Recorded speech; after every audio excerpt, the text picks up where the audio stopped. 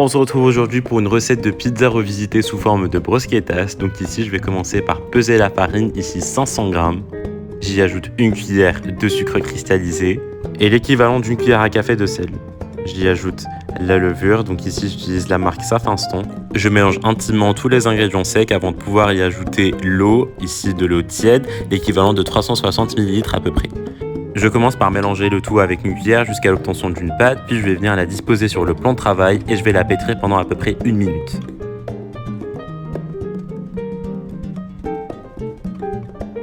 À l'obtention d'une pâte homogène, je vais la remettre dans le bol. Je n'oublie pas de bien la couvrir avec un papier film et je la mets de côté à lever pendant 1 heure.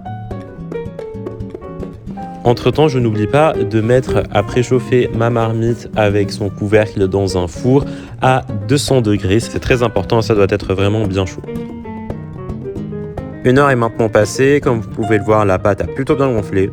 Je vais enlever le papier film. Puis je vais venir transvaser ma pâte sur un plan de travail préalablement fariné. Ici, comme vous pouvez le voir, j'essaye d'effectuer des rabats sans laisser l'air s'échapper de la pâte.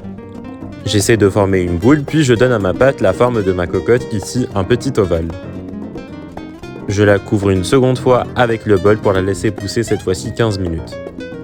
Après tout juste 15 minutes, je sors ma cocotte très chaude du four. Ma pâte à pain aura eu le temps de bien gonfler.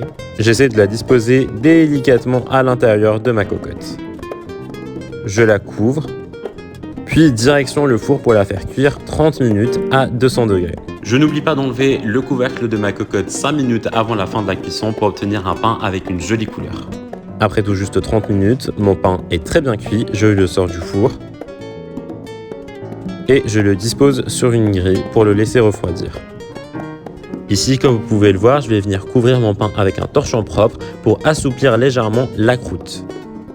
Pendant que mon pain est en train de refroidir, je vais passer à présent à la préparation des tomates. Ici, le but est d'obtenir une brunoise de tomates. Je commence par enlever le pédoncule, puis je vais couper des tranches de tomates pour pouvoir les couper par la suite en petits cubes.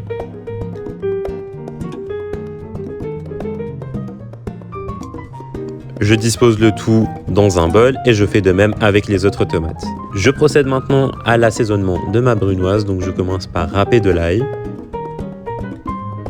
J'y ajoute le zeste d'un citron,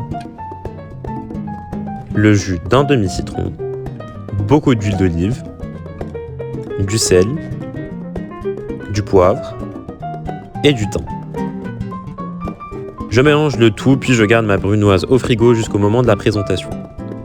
À présent, je vais venir trancher mon pain, donc ici je vais essayer d'obtenir des tranches qui font 1 cm d'épaisseur environ.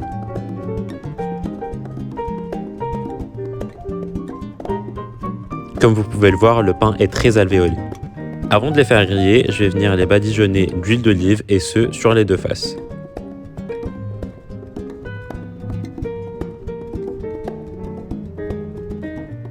Une fois les tranches de pain grillées, je vais venir gratter la surface de chaque tranche avec de l'ail. Puis je vais venir dresser ma brunoise de tomate sur le dessus.